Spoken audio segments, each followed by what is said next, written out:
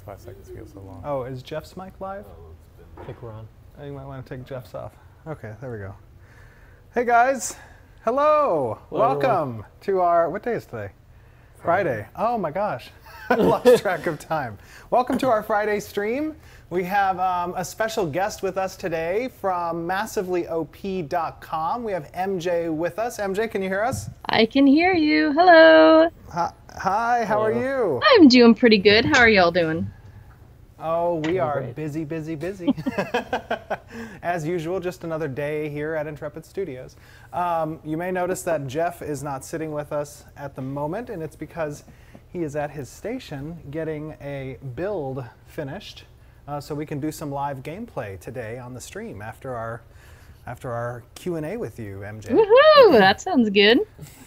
I know. As you may have seen and our viewers saw this Wednesday, we released our excuse me, our cinematic game trailer of the Predator class, and I believe in that he infiltrated the Metropolis and got a relic, and there's a little siege kind of thing going on at the end.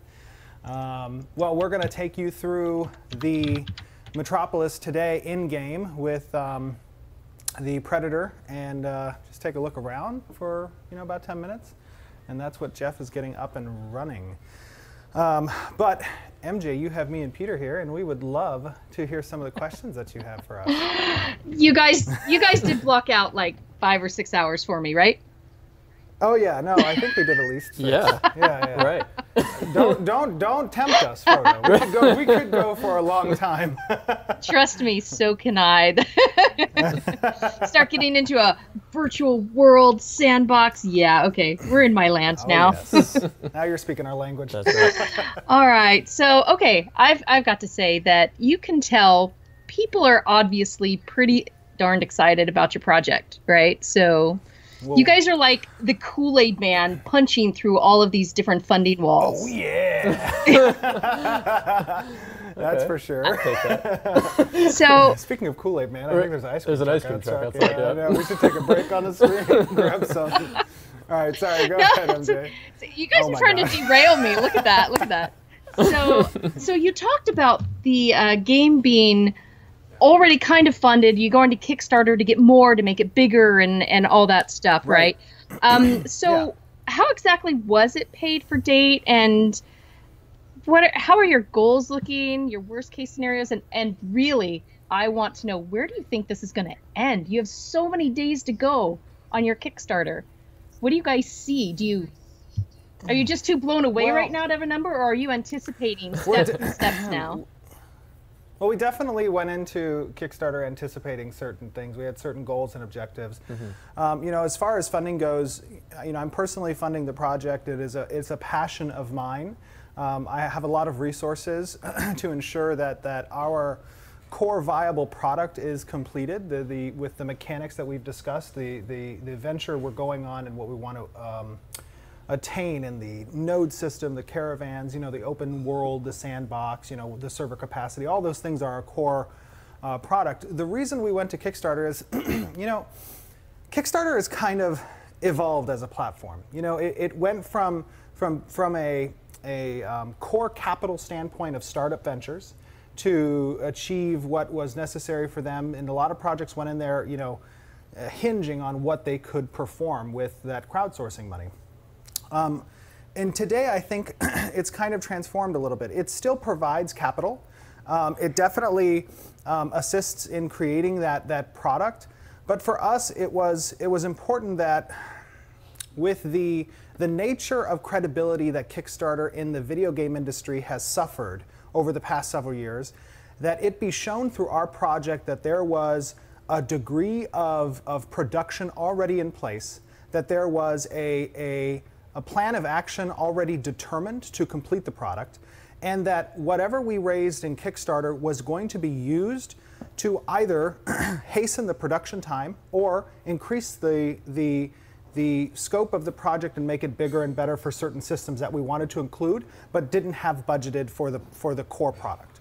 And in addition, another form that Kickstarter assists in is that community development aspect. I mean, it is a huge broadcasting platform specifically for communities that are invested in independent projects. I mean, there's no better way to tell an industry, hey, take a look at what we're doing and see how it resonates with the community than through crowdfunding. Because when you have a community that comes to support a project that is laying out a vision and goals that relates to what they want and it resonates with them and they show up in the form of funding, that communicates very well to the existing studios and industry out there. And I think that everyone involved in Ashes of Creation can kind of agree that the reason why our project, excuse me, I'm sorry, a little cough. The reason why our project resonates so well with this genre in the community is because we are hitting certain points that the industry has moved away from over the past several years. And there's no greater way to say, look, you guys moved in the wrong direction. This is where the community for the MMORPG genre wants to be. They do not want that pay-to-win aspect. They do not want the cash grab monetization. They do not want, you know, systems in place that take away from player agency. They want a project like Ashes of Creation. And I think that crowdsourcing allows us to drive that point home to them where it is most seen, which is in their pocketbooks, right? I mean, like, that's for big corporations that have giant boards, you know, they're always looking at the bottom line. And if their bottom line is not performing on most recent ventures and projects, it's for a reason. And it's because they're not producing the content that players want. Right. And, you know, having a studio that's run by a player, not an industry, you know, veteran, is something that I think sets us apart. You know, we have industry veterans here that are developing the project, but it's from the viewpoint, the standpoint of myself as a gamer. Okay. So you're going to lead into this next bit a little bit. So you're talking a bit about staffing. So how is this search for staffing going? And some things like, oh, people are curious, what are the different leads bringing from their past game experiences? Especially, okay, this is not to cast any kind of a peller or a curse upon you guys, fine. but Yeah. EverQuest Next. Obviously, Yeah. that was something really looked forward to.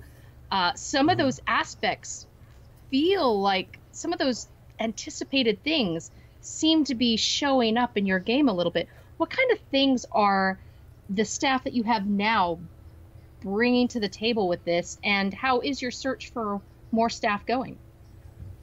Well, you know, part of developing both the experience and culture here at Intrepid Studios is making sure that our growth, excuse me, that's a Dawnbreaker right across the screen, is making sure that our growth is timed appropriately and is done correctly, so that our team can communicate the way we're developing the project to new hires, to new people we bring onto the project.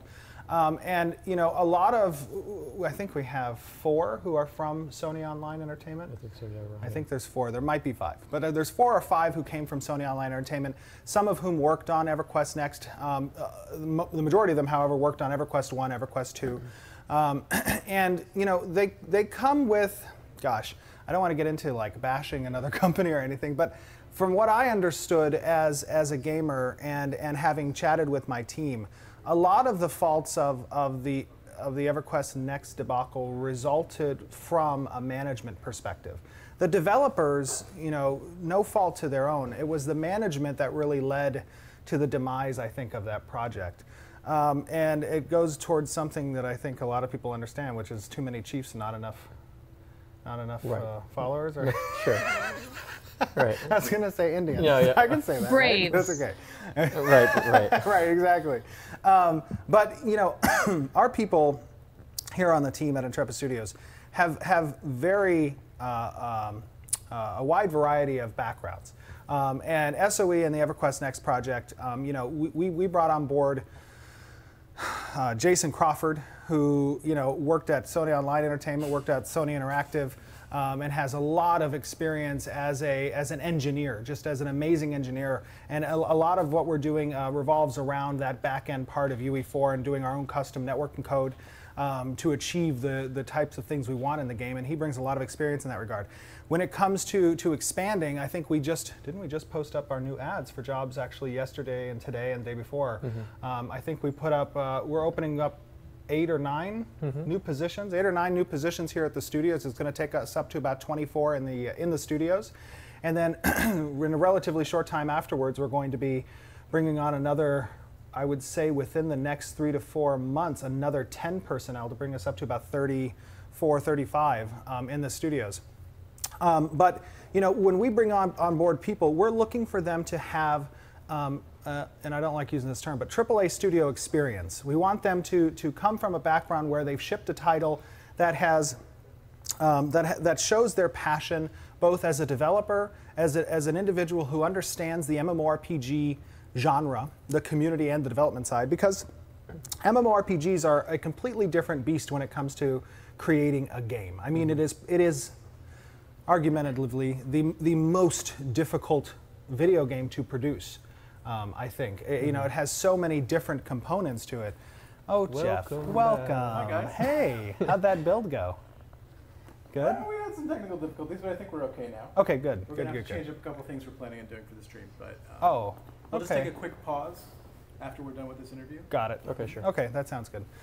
So something that MJ was asking was about the team and their experience at EverQuest, and do we have Jeff's mic on? Oh, let's bring Jeff's mic on. Okay, there we go. And kind of the experience that the team has. I know we have 4 or 5 people who came from SOE. And I was just explaining about how MMORPGs are such a huge project, and it's great to have a team that has the experience with MMORPGs specifically, because it is such a niche market in the gaming development industry. And it's just designing for an MMO is very different from designing from pretty much any other game, even multiplayer games like small, 5-on-5 kind of multiplayer games, because you really have to think about the really big picture, and there's so many things that it can easily forget to prepare for or to design for, and if you're not prepared for that, you're going to be surprised on launch day. So, and I think that the 3-part components to our development team being, art, design, and engineering, that we have people in key positions here at the studio who have vast experience in that. I mean, you yourself have been in the gaming design aspect of the industry for how many years now? Oh God, it's been at least, it's going on 13 now. 13 years. Yeah. Mr. Baconator over there, you were back on, you were artist on what, Duke Nukem back in the day? No, the console version. On the console version? Saints Row 2, some of my favorite games. We have, I made sure that when we were building this team, that one of the most important aspects for me coming into the industry, not having industry experience, but having gamer experience, was that I was able to rely on professionals in the industry who had specifically MMORPG experience, so that when I say, hey, I'd like to have this done, I can get a response and trust that response that either it can be done or can't be done. Right. Right? And I think that what we've laid out as our vision for Ashes of Creation are all things that really aren't innovative from a technology aspect, but just from a design aspect, like putting those pieces that already exist together in a way that shapes and forms what we're trying to accomplish when it comes to player agency in the game. And being able to do it on that scale, right? Like that's it's easy to talk buzzwords, but it's difficult to actually implement them. But having that experience to draw from, having people to talk to, and people who've been through that before, makes it a lot clearer on what you can and can't do, and how to get somewhere versus somewhere else. Yeah. All right. Well, leading a bit into that, so I'm going to throw in some questions that the chat threw in a little bit before this started. Sure. So we're going to be bouncing off of that whole thing. You notice I'm kind of following a wave here. So first of all, someone's asking, is there any chance there will be a grappling hook type of utility so people can hide in the trees for ambushing? Nice. I don't know about the trees, but there's definitely a I'm just imagining like a forest full of players, have to be a really dense just tree, hanging out. Right? Yeah, I couldn't do it in like a thin tree forest. But no, I'm just saying, there is for sure, I think, a grappling hook utility item that we're considering as a traversal mechanic for when we certain first started areas. talking about utility skills, the grappling hook was the first one that came up. Right. So we're still working on the implementation of that, but it's definitely a direction we're going in. Yes. Okay, good. And that's so back into one of the systems that was really feeling a bit reminiscent of a system I was really looking forward to. Your guys' nodes resemble rallying cries a bit to me. Now, I see a lot of people, I think, are a bit confused about your node system. The politics and how each node is going to have kind of its own story going on around it and everything. How would you explain to someone exactly what the use of the stuff jumping across the screen? I need to not be watching because this is distracting. That's the bacon egg. That's why I kind of keep my eye level to the floor. That's a good idea. So how would you explain these nodes? So a player comes in. How are players going to work together on building this node? Can they be kicked right out of a node? The node expanding, shrinking? How is the politics going to work in it? It's just, it's kind of a big idea, and it sounds really neat, but. Well, okay. So I mean, we've done. For those of you who still are trying to grapple with with what the node system entails, we've actually done 2 parts to our 4-part series on nodes and how they work. It gives a great kind of overview on it. And I think combined, those 2 videos are roughly 16 minutes. I'll try to very quickly condense the concept of the node because I know we have a lot of viewers who have definitely heard what the node's all about. And just to give you a quick overview, everywhere in the world is undeveloped when you get into the game. And when you start moving out into the wilderness and taking civilization with you, and you're doing normal MMORPG activities such as gathering or questing or killing evil things and whatever you're going to do, as your player gains that experience, it also lends that experience to a node within the ZOI that you're present in. So a node exists and it has a zone around it that's called its zone of influence, and anybody who's in that zone of influence, when they gain experience, the node gains experience as well. As a node gains experience, it advances in stages, from nothing all the way up to a metropolis. And in between, you have the village, you have the town, you have a camp, stuff like that. At every stage a node progresses, it will offer new quest lines. NPCs will appear and offer new shops and new services. It's going to offer housing. It's going to offer a political system that's driven by the players. It's going to increase its zone of influence as it advances in stages as well. So it's going to involve more influence over the world around it. It's going to affect events that occur in the open world as a reaction to civilization encroaching on its territory.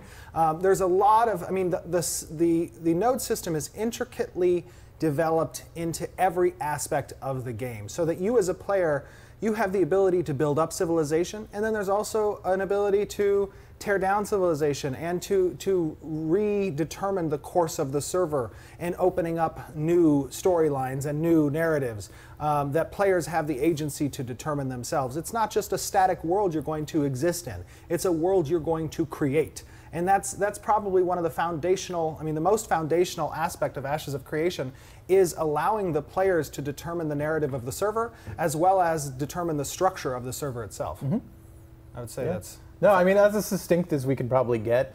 Again, we are going to have another video coming out in a couple weeks, probably on the nodes, and then after that, probably another couple weeks after that. But yeah, we understand that the node system can be a little bit hard to grok, but I think when it comes down to it, what is grok? The systems themselves are really simple, right? So if you What is grok? It's like understand. It's like I get it. That's I've it's never even heard pulling of out grok. SAT words on the Okay, screen. I like it. Sounds like an evil warlord. No. I understand this. Okay. So you can switch your nodes of influence, right? You could say, I'm not liking this, where this one's heading. I'm going to head to another part of the world, and I'm going to start exercising my XP gathering there. Yeah, no, 100%. Absolutely. That's exactly what it's intended to be done. Like, you are not locked into a node that you started or helped to start. The world is about exploration and checking things out and changeability. So, we totally foresee situations where you're hanging out on a node and whatever's happening there is just not for you, right? So then you go find another group of players that you better, relate with, or that, you go start working on some node that hasn't been developed at all. So there's a lot of choices there, and that's what we want to give players. There's a lot of choice. You gave a perfect example, MJ. If you don't want to participate in that node's development, there is a giant world out there with many nodes that you can go and lend your expertise, your activity, your jumping jacks, if you want to do them, you Yeah. know, to develop that node. Lend, man, I want to go take them over. What do you do? Okay, well, that's a whole That's different an option, story. too. My That's an node, option, man, too. my node. Yeah. So, yeah. So the whole idea of the politics going into that. Anyway, I could talk and ask things for hours and hours and hours. All right, now we're gonna slide over a little bit into talking about PvP, because a lot of people will go, yes, open virtual world, yes, sandbox, yes, your decisions matter, and now there's PvP. So I'm serious because so many games just, they don't do it right, and it seems to drive people out or kind of crush the whole idea of the game. One of your pillars is narrative, you know. So I guess my questions are leaning towards who is the audience for your game? Are you looking for sheep? Are you looking for wolves? Do you want sheepdogs? Do you want Are there such thing as sheep wolves? Sheep wolves? and what kind of ideas Wolves in do sheep's you clothing. have in place for the inevitable influx of some notorious gank squad that want to hit a server and totally dominate and destroy things? Well, okay. So what type of player do we want? You know, our game is designed for a PVX mentality, right? It is a lot of both worlds, and what we just described in the node system as being a way to develop the world, the second pillar being meaningful conflict, is our catalyst for change. So if if a world has nodes that are starting to get developed and citizens start claiming areas, and you know, they have their freeholds out in the realm, and there are castles that have been taken and dungeons that lay claim to, all those types of things. PvP in our game has meaning to it based on the systems that it's involved with. So when we have castle sieges, when we have node sieges, when we have caravans, when we have battlegrounds and arenas, there's a purpose for that performance on the player's end in participating with those events, and it has real world effects. You know, it's not just a gank, but we're not creating a gank box. We're not creating a murder box. There is a flagging system that's in place that highly disincentivizes just outright murder. We, however, do want to see conflict erupt, and we do want to see that conflict have a system to see out what the result will be. Yeah, the game, the whole, I guess, design of the game really doesn't function too well unless there's a way for players to destroy it.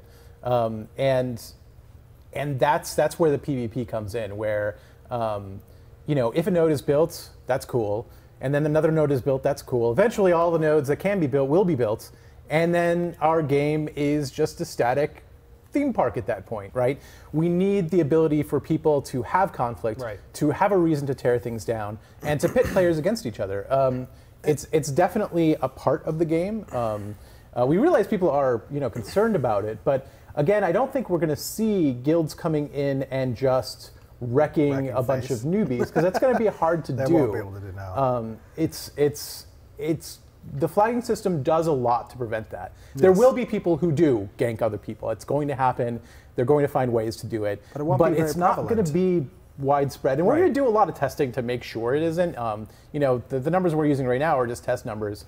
But Alphas and betas. you know, alphas and betas will bring us closer to something that is close to perfect. It will never be perfect. There will always be situations where you find yourself, you know, on the wrong end of a sword, but that's also part of the game. But the best way we can at this stage say is our intent is to make sure that Ashes of Creation is not a gank box. Right. We want every interaction to be meaningful. Yes, so. absolutely. And another thing that's important is that in our design philosophy, risk versus reward is an extremely important component when it comes to satisfaction and achievement. And if there are systems in place, both from an economic standpoint and a development standpoint, that involve no risk, there's very little satisfaction gained from players. That's when, in our opinion, players become detached and it becomes a stagnant storyline that has no There's also evolution. no game there, right? Exactly. Like, you know, it's important that there is a game, and part of that game comes from the conflict with other people. And that doesn't mean, I mean, it's very important to note that our belief is that in order for PvP to matter, you must have a grade A+ quality PvE world.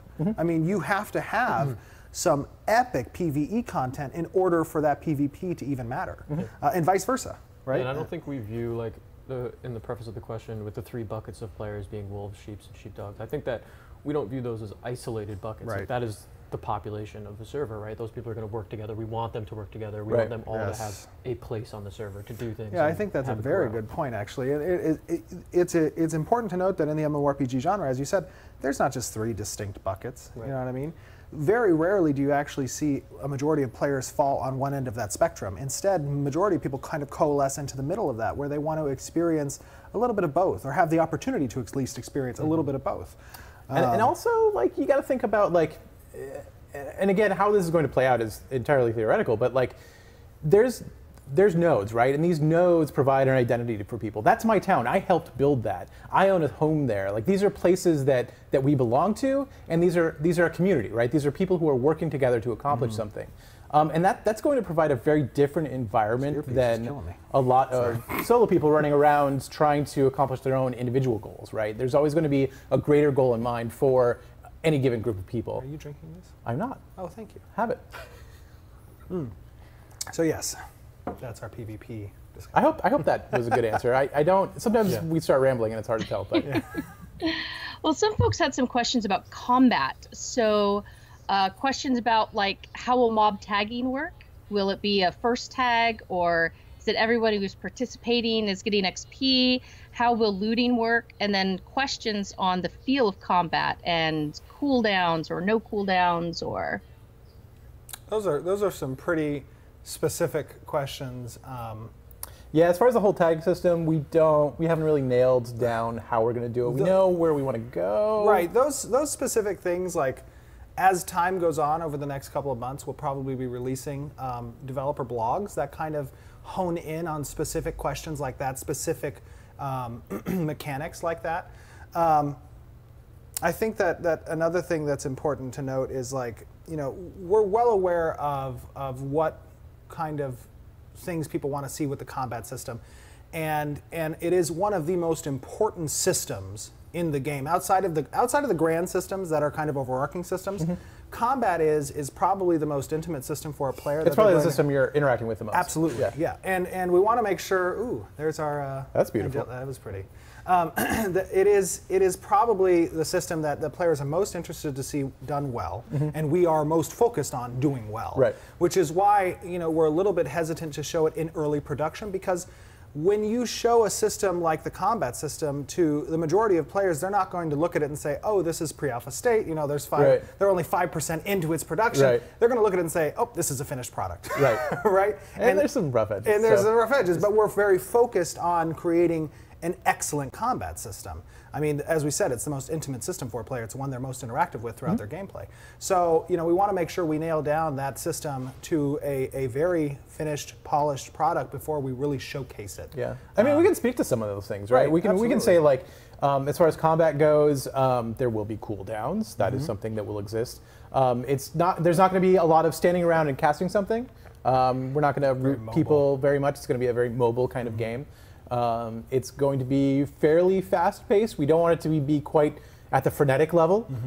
You know, we want it to feel fast enough that it's fun, but not so fast I can't control it. We also don't want it to be really slow and ponderous either. Absolutely. So these are all words that we're Skill's using going to play a very important role in combat. Right. Yeah. Positioning and timing and you know, maintaining the correct distances and that sort of thing. Okay. Battlefield control is going to be pretty big. Nice. So this one might be a little too specific too, but this one was from the community. They were interested. And when you were talking about the spyglass mentioned as the utility skill, the ability, now was that going to be something that is focused more on, like, primarily or only a rogue, or are other classes going to be able to gain access to these type of utility skills? There will be a wide variety of utility skills across classes. Each class is going to have its own kind of way of doing that. And its own niche, like what a class excels at in regards to utility. Right. So the spyglass will be probably unique to the rogue. I don't see us giving it to anybody else except for maybe the ranger. Yeah, But but yeah, we want to kind of use the utility to help create identity for the classes, and to give everybody a role in deciding how we progress as a group and what role everybody has. It's not going to be just, am I the tank, but it's also going to be like, how do we navigate this area? And there's a wide array of utilities, and those utilities relate to the wide array of hazards that exist within the world, right? And it's one thing to have skills and classes associated with combat roles. It's another thing to have skills and classes associated with adventuring roles, right? We want to get back to that feeling, that sense of adventure. Adventure and exploration. And exploration, exactly. And that's what those utilities really lend themselves towards, is providing that role for certain classes, yeah. Okay, one, I'm just going to throw this plug in for another community member who is saying, Sure thing. as long as you've got a good fishing system. We talked about We talked about fishing this. last Yeah, stream. as long as we will have a good fishing system. I think it's all three of us. We're are all fishers, fans so of it's- fishers. Yeah, exactly. So it's definitely going to be something. there is a Fishing is going to be OP. So it's gonna whoa. And I've grabbed a couple from chat as they've gone by. So this one is back to the PvP questions. Have you considered adding a system allowing specific guilds to enter a war or conflict mode only with other guilds out in the rest of the world? Like, Yes. Yes. We do have a guild war system. Absolutely. yeah, where two guilds declare against each other, and they are both considered combatants against each other, but only against each other, unless other people And they're somehow not. get And they're involved not flagged in the open world for that. They're just considered combatants against each in it. other. Right, against each other. Yeah. And there will be objectives potentially within that war. There could be a surrender mechanic. There can be a victory condition mechanic. We're guild. Guild. I lost my train of thought. I forget now. I'm sorry. don't know where you're Guilds are going great. They're huge. Oh, that's terrible. no, well, you said two guilds there. Now, one of my favorite memories of all time is actually the war ring that we had in Star Wars Galaxies, where we had 10 or so guilds actually in on this entire ring. So are you going to be able to do it more than just two guilds? So the question would be, and we're discussing this, whether or not that guild war mechanic could extrapolate into an alliance war mechanic as well. Right. Because we will have alliances in the game, and there could be a mechanic that involves a war between the alliances. Right. Yeah, we're And it discussing also, that. guilds can have wars against more than one other guild too. So Yeah, you could have 3 directional wars and that kind of thing. So Fun. Okay. So now I've been getting some questions from folks about end game rating kind of things. What can you say about that? What kind of ideas do you have for those? Or are you thinking there's no such thing as end game? It's just going to continue to move forward. So That's a good point. endgame is a bad word to me. I have strong feelings that the whole game should be fun, right? It shouldn't be this race to an end game where the fun actually starts. So we've got a lot of focus on making a lot of this stuff extensible throughout your entire play session. That being said, I mean, we are going to have raids. We're going to have raids at every level. There's going to be a strong focus on epic content that takes a lot of people to overcome. And it's not just going to be, you know, one event that one guild gets to experience, but that multiple people can experience. Right. And I think the most important reason as to why endgame is a bad term for us is because the way that Ashes of Creation is structured as a game is so that there's content that's constantly being revealed to you based on the decision of the community and server. It's more about the evolution of the server than just hitting max level and then going off to the raid system and never touching the rest of the game again. Yes. You know, we want to try to maintain relevancy throughout, you know, the entire world, so that, you know, the first zone you start in, hopefully you'll be seeing it over and over again. It's not just going to be something that you play in for 10 minutes and then go off to greener pastures. There's always going to be a reason to explore and adventure everywhere.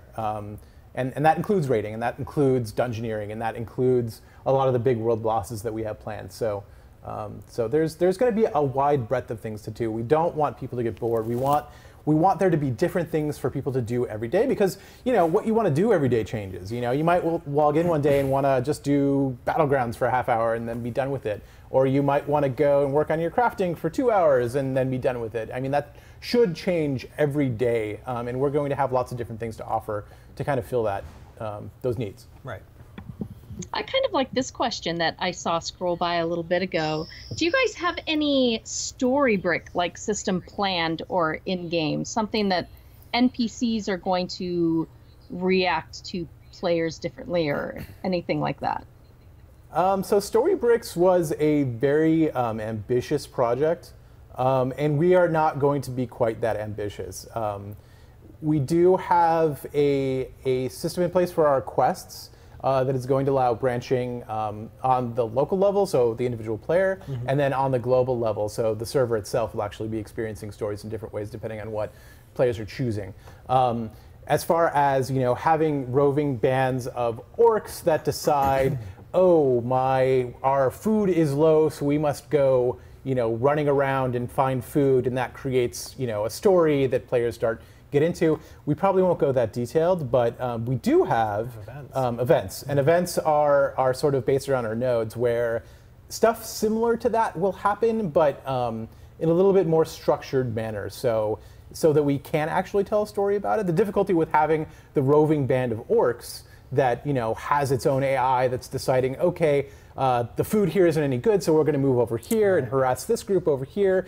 Like, it's cool conceptually, but it's difficult for us to tell a story around. So, so events are going to be the main drivers, and it's going to feel maybe similar to what Storybricks wanted to do, but it's not going to be that exact I think system. I think it'll feel similar without the cumbersome design aspect of Storybricks. Yeah, I mean, if that came out next, it would have been brilliant. Right.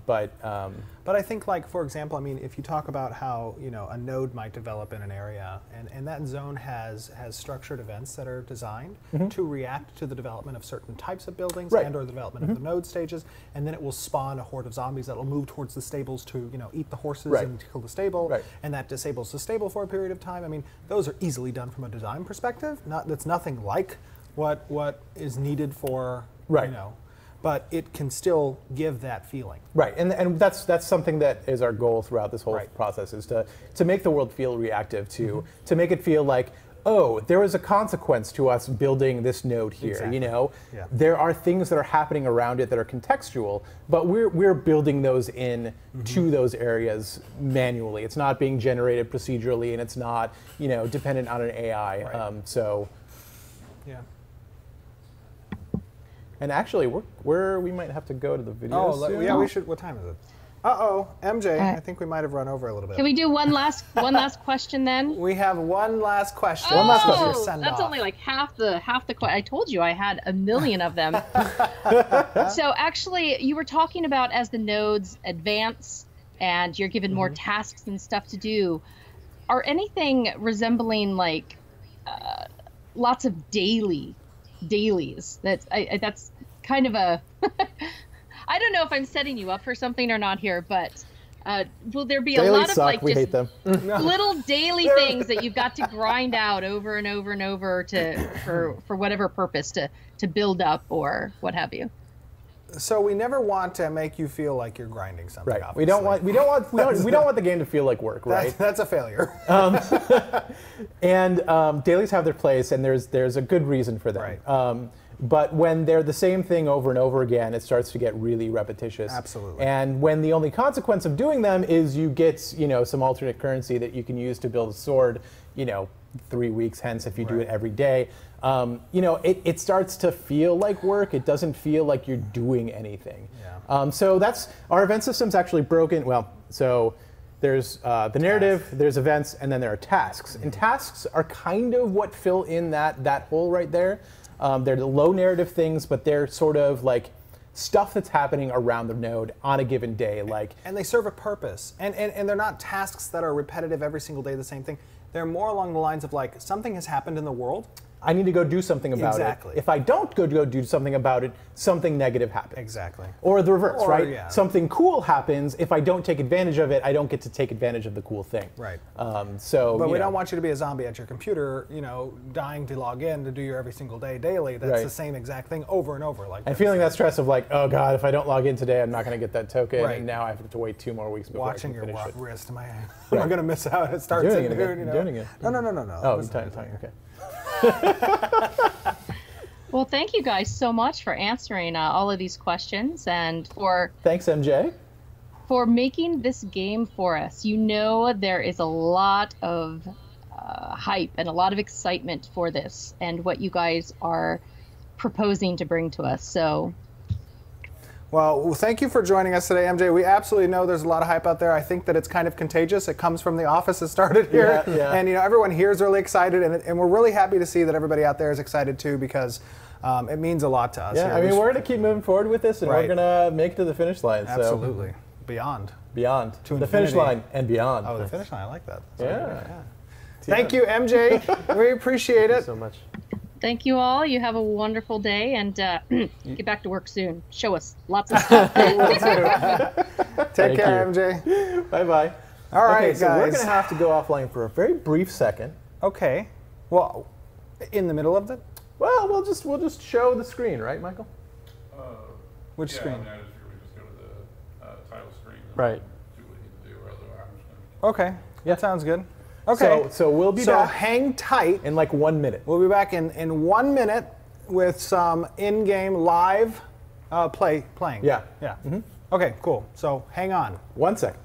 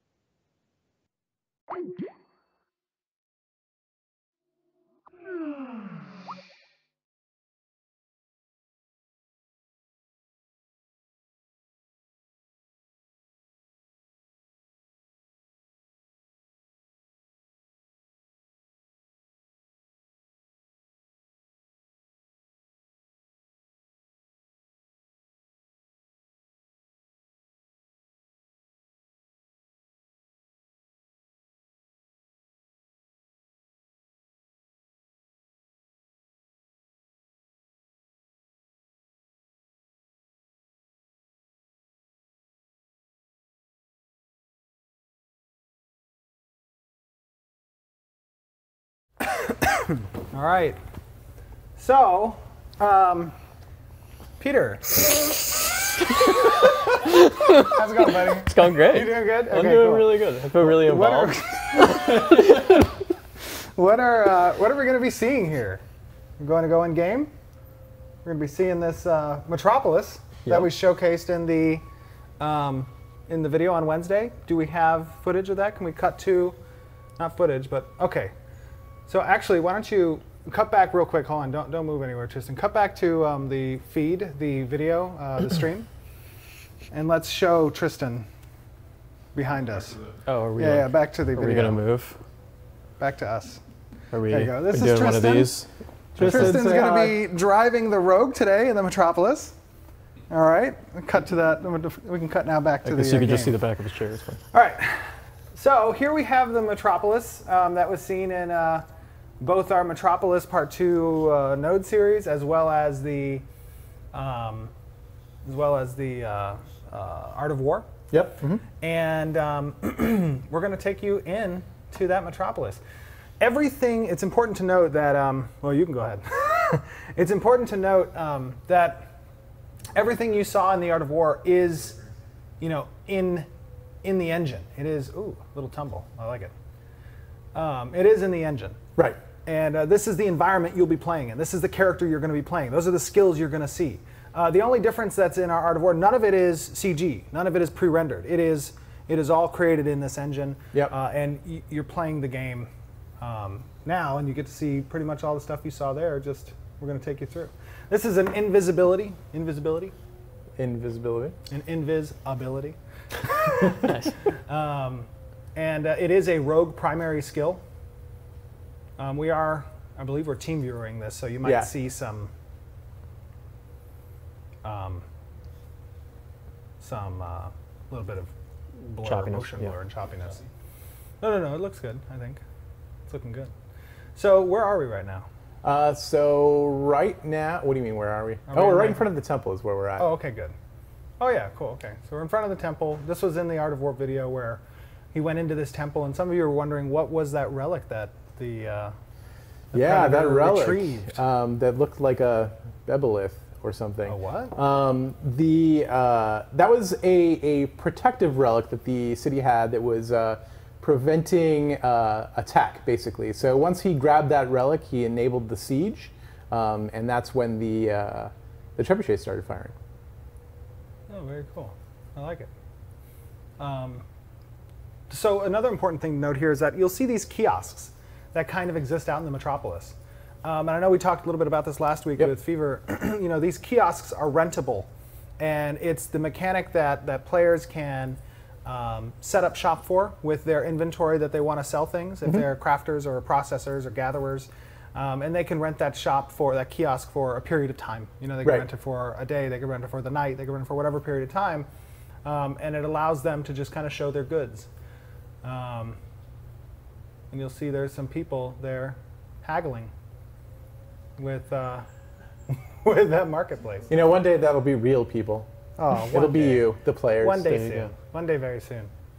Another important thing to note about the Metropolis is that you'll see buildings like that right there, where you're looking at now, Tristan, and those are like a mansion-style home. And the way that static homes within the node work, and you can just keep us kind of looking at that area, the way that the static homes within the node work is that if this node were to develop into a village stage and you were to purchase a small dwelling within the village, as that node progresses and you got in early, that static home is going to progress with the node. It will become that mansion here near the center of town. Right. Right? So that's one of the biggest reasons to get into a node early and to kind of figure out where your home's going to be, because that's going to give you the opportunity to really own the coolest looking buildings, I think, probably on the server. Yeah, I agree. You really get to feel like you're part of the city. This is like would be an apartment complex. So this would, if you can just keep us here, this would be like the players at, I believe it's at stage 4. It might be stage 5. I believe it's stage 4. The player government has the ability to begin construction on an apartment complex. And this apartment complex allows for instanced housing within the node.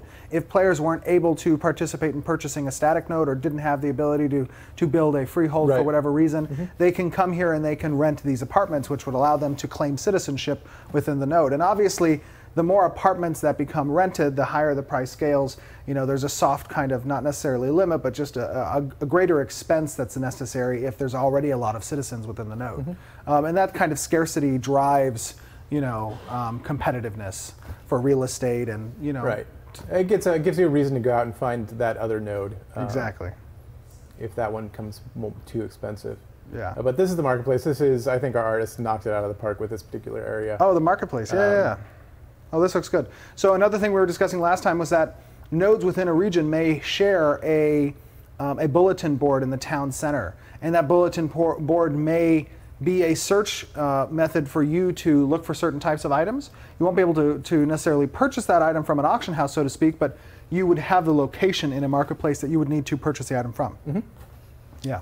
And that helps to create local economies and local markets that are dependent on the supply of resources, gatherables, and and items that are within a local marketplace.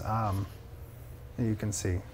And as you can see here, the UI is very basic. It is a very basic UI. This is a placeholder UI. You just have the health bar on the bottom left there, menu option top right. We haven't begun to work at all on our UI. Yeah, it's functional for us. It's not functional for players. I mean, I guess it would be functional for players, but that's all it would be, is functional. Right. It's there to make sure that, when we're in game and we're making sure our stats are scaling correctly, and that, when I equip something, my strength goes up and that sort of thing. Yeah. When I get hit, my HP goes down. Mm-hmm. Absolutely. Very cool. Go to the first floor here. You want to take us up to the first floor? You want to go invisible so they don't try to kill you? Sweet. I love this temple. Oh, by the way, this area here was created by our artists John and Michael. They did this Metropolis. The scene itself, the level itself, was set up by Tristan, one of our level designers. You want to take us into the temple? Can we go into the temple? Take a look at what's in there. Where's the front door? Ask one of the guards where the front door is. It's a big, our Metropolis actually node footprint is, I believe, 0.25 kilometers in radius. Just about, I think. No, I think it's bigger than that. Isn't it? It's a 0.5 diameter, I thought. 0.5 radius. Oh, wow. Yeah. Really? Pretty sure. Oh, we got a delivery. FedEx is here. Hang on, you're going to hear some sounds. The door's door opening. Howdy. Thank you. And the package has arrived. All right, I think this is where people saw the top, the relic was at the top of this building. So I think we're running out of time, so let's get some questions in after this. Thank you, Tristan, for that. Appreciate it, Tristan. Yeah, very cool. All right, what more questions do we have from the community? Okay. Where do we have those questions? I don't know. I have them. Oh, here we go. Oh, here we go. And they're there too. Captain Brownbeard. Is that the top? Captain Brownbeard asks, will devs be in-game with other players, and if so, will they be interactive? I would like to wander the countryside with nothing but a potato sack and sandals on. That's amazing. Well, that would be great. That is amazing. Just a traveler on the winds. That is amazing. Right. So that's really going to depend on where we're at when we get to launch. I know one of the coolest parts of some of the games that I've played in the past are GM run events and things that are really organic and have a lot of role play involved. That's something I would very much love to do, both as a player and as a designer. The question will be is how many people can we staff for that and make sure that everybody gets the kind of attention it deserves? I think the answer is tentatively yes. You're going to see GMs in the game interacting to a degree. I know that our Phoenix initiative, which is one of the components of the package I believe we have on Kickstarter, is going to be an area that's exclusive to those members who are part of the Phoenix initiative. And in that area, you will see when GMs are online, they'll be in that area doing their daily activities and more stuff likely like that. that'll be the base place where they log in and that sort of thing. So yes, tentatively you can harass them there. Whoa, no harassment. I'm just a man in sandals. Leave me alone. Who's this guy? The Welshinator. Welshinator. I wonder if he's Welsh. He might be Welsh. Huh. What gave it away? All right, I don't know the name. Will the game have a day and night cycle? Will this have any effect on gameplay? The game will have a day and night cycle. It already does have a day. It does, yeah, it does have a day and night cycle. And gameplay, I think you're going to see potentially different monster tables for the day and the night. You're going to see perhaps different emissives be more prevalent on night creatures and stuff. Yeah, I mean, it's going to be cool. Along with seasons, right? Seasons are change, right? Day-night is also change. It's not going to necessarily be change everywhere, right? But it Right. will be changed in some places. You know, that might be that certain NPCs will only be awake during certain Right. times of the day. Certain Certain mobs gatherables. might get, certain forests might get really terrifying Right. at night, like some game that I know of. You know, there's a lot of stuff we can do with that we want to have a lot of fun with. Yeah. That's relatively easy to do. So. Daemonicus. Will players be able to build mage towers or other class-flavored structures on their freehold lands? Class-flavored structures.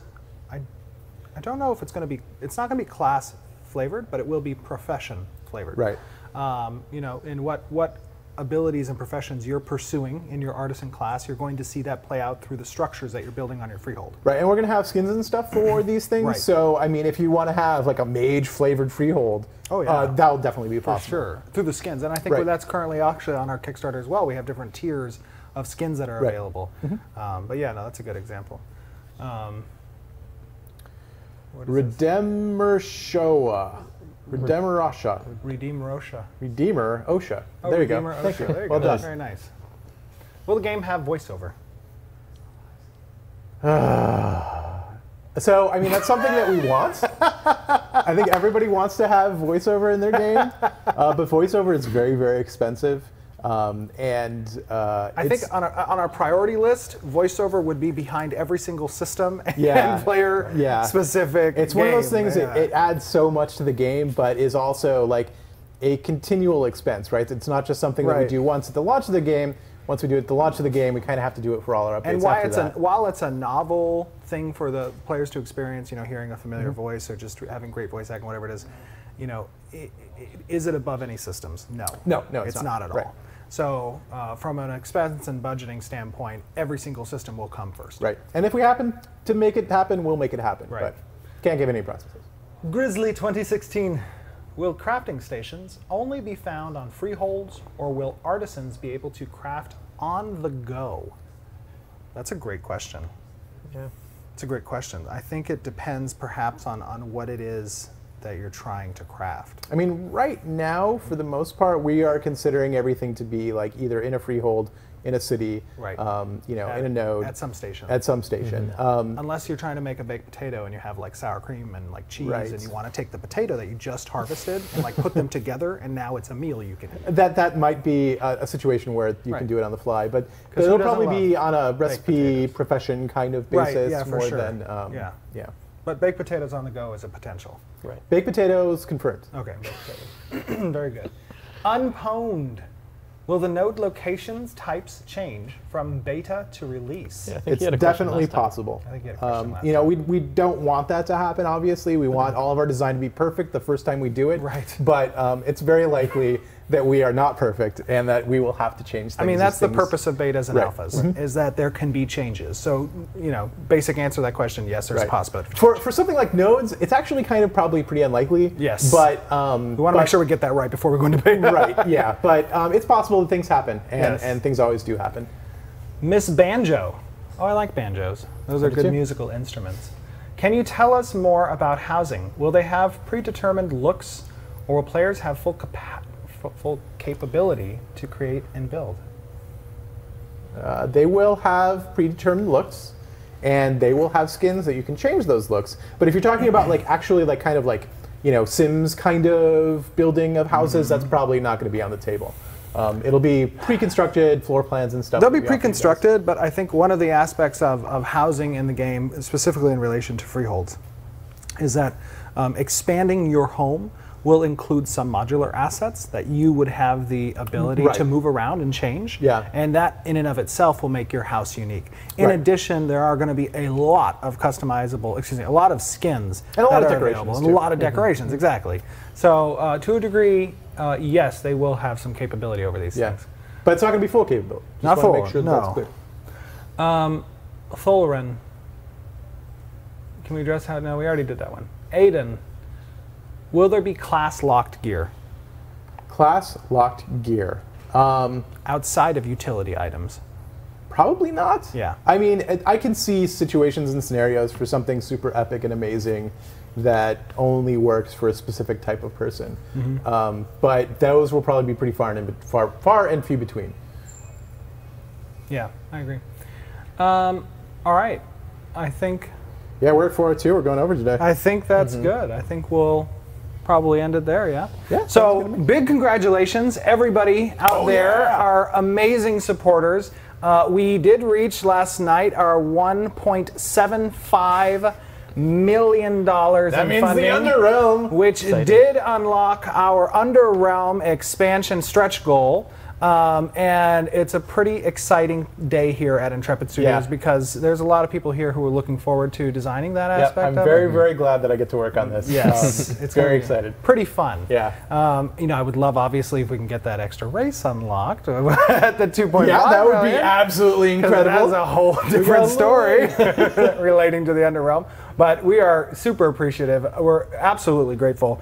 It is awesome to see the reception we've received. We did unveil also in an update our angelic skin, which is in the 1K package, I believe, on Kickstarter. This is a racial skin that you'll choose a race going into the game, obviously, and then you'll apply this racial skin, and it will change your appearance to that angelic figure. We have the demonic skin coming out next week, so look forward to that. That's also part of the package.